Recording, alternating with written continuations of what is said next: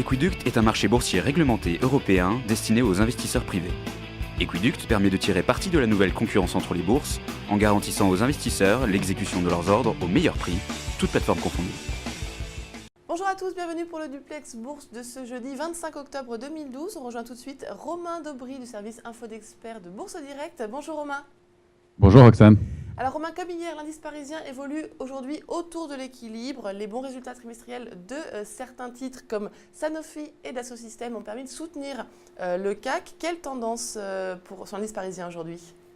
Eh bien, effectivement, la tendance était un peu mitigée à l'ouverture et puis elle s'est décidée pour une orientation plutôt haussière en étant de 0,65% à autour de 3450 points pour l'instant. Alors, effectivement, les premiers résultats des trimestriels françaises étaient plutôt positifs. Gemalto, Ingenico, AXA, Sanofi, GDF Suez, Air Liquide aussi. Seul pêche un peu à Mersen et Schneider. Mais globalement, c'est bon. Alors, il faut dire que les valeurs françaises, elles sont sauvées surtout par leur activité globale mondiale, mais que le coup de frein est quand même notable en Europe.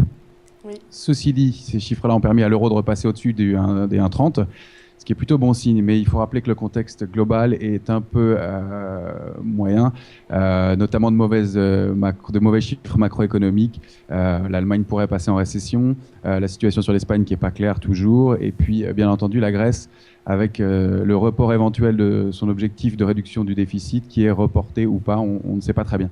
Donc la tendance est positive pour l'instant, mais encore des doutes sur la zone euro. Tout à fait. D'accord. Rien de très ferme. Qu'est-ce qu'on surveille aujourd'hui comme support technique et résistance ? Alors, ce qui est important, c'est que sous 3436 points, la tendance restera négative. C'est important à surveiller. Après, les points bas, ce serait 3372. Et puis 3330. 3372, c'est la moyenne mobile à 20 semaines et le pivot daily, donc c'est un point important à surveiller.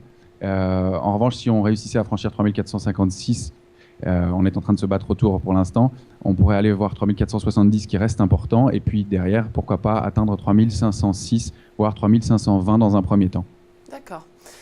Du côté des titres, France Télécom annonce ses craintes pour 2013. SFR est malmenée, sa maison mère Vivendi est assez défavorablement orientée en séance d'hier. Que peut-on attendre du côté des opérateurs de téléphonie aujourd'hui ? Alors effectivement, France Télécom, elle annonce un chiffre d'affaires au troisième trimestre en baisse, mais ceci dit, il est en ligne. En fait, ce qui se passe dans le secteur en France, c'est que la Free a mis une grosse pression, notamment sur les tarifs, bien entendu. Donc France Télécom va devoir réagir de la façon suivante. Elle annonce une baisse de son dividende pour les 2 ans à venir à 0,80 contre 1,40 auparavant. Voilà. Ceci dit, elle possède tout de même un carnet de 227 millions de clients qu'elle compte faire progresser. Ça, c'est plutôt positif. Alors, dans le secteur, et ce qui est à retenir, c'est que les investissements sont lourds, notamment pour la fibre, qui coûte très cher, et puis la 4G qui arrive prochainement. Donc ça, c'est des coûts importants à surveiller. Et puis, il y a aussi la réglementation qui fait une pression sur les tarifs, qui donne une pression importante aux valeurs du secteur. D'accord. Alors, ce qui va se produire probablement, ça va être une mutualisation de beaucoup d'investissements. Oui. On voit Notamment SFR, Bouygues, etc., qui se réunissent pour ça. Oui, pardon. Notamment pour la fibre optique, on imagine. Notamment pour la fibre optique, exactement.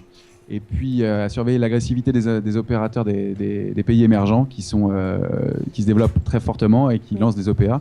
Et puis, probablement, on va assister aussi à des phénomènes de concentration. Il y avait peu d'opérateurs, il y en a de plus en plus.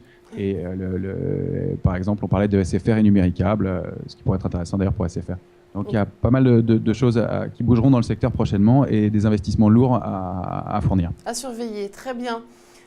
Du côté de l'automobile, l'État est enfin venu au secours de Banque PSA Finance, en promettant des garanties futures sur 7 milliards d'euros, sur des emprunts à hauteur de 7 milliards d'euros. Cela va-t-il permettre de relancer le titre PSA ?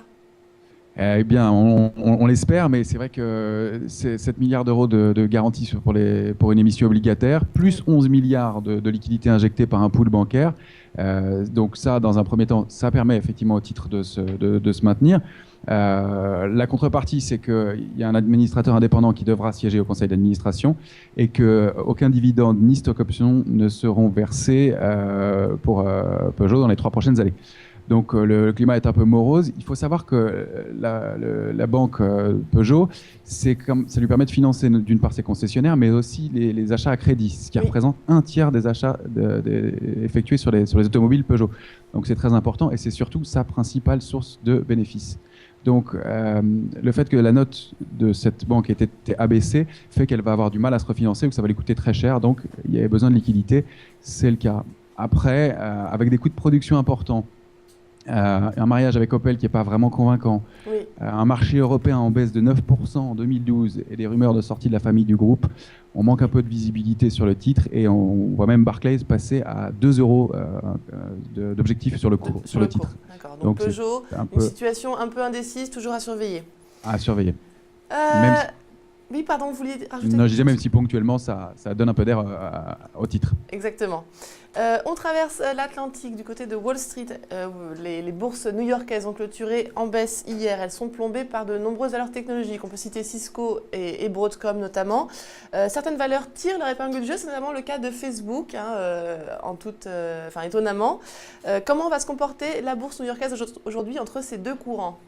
Alors, pour l'instant, les futurs américains sont attendus en hausse, nettement, de l'ordre de 0,60%. Ceci dit, effectivement, la tendance est un peu mitigée. Alors, il y a des valeurs comme Facebook qui annoncent 59 millions d'euros de pertes, mais un chiffre d'affaires en hausse de 32%. Ça signifie qu'elle réussit enfin à rentabiliser sa clientèle, et on l'attendait un peu sur son modèle de ce côté-là. Donc ça, c'est positif. Après, à noter qu'il y a quand même 63% des valeurs qui ont publié leurs résultats qui annoncent des avertissements sur le chiffre d'affaires du 4e trimestre. Donc ça risque d'avoir un impact sur les bénéfices à venir. Et là, c'est un peu plus délicat. Ce qu'on attend aujourd'hui, ce sont les chiffres du chômage qui sont importants, mais surtout les commandes de biens durables, puisqu'on les attend en rebond de 7%, alors qu'elles étaient en baisse de 1,3% précédemment. Donc c'est là où ça va se jouer, à mon avis, pour aujourd'hui. D'accord. Merci Romain Daubry pour toutes ces précisions. Donc on vous souhaite une très belle séance et une excellente journée. Merci beaucoup Roxane, à bientôt. C'est l'heure de Dr Win et Mr Lose. À gauche, c'est Mr Lose. À droite, Dr Win. Leur point commun, investir en bourse. Leur différence, Mr Lose réalise toujours ses transactions sur le marché historique. Dr Win sait qu'être un winner, ça se joue dès l'exécution de ses ordres. Il utilise donc Equiduct. Aujourd'hui, nos deux investisseurs ont décidé d'acheter le même titre. Et c'est la lose pour Mr Lose. Pas de chance, il y avait un meilleur prix ailleurs. C'est tout l'inverse pour Dr Win. Son ordre est exécuté à un meilleur cours que sur le marché historique. Dès l'exécution, il fait une meilleure opération. Vous l'aurez compris, optimiser ses gains en bourse, ça commence dès l'exécution. Equiduct, la bourse des particuliers pour une meilleure exécution.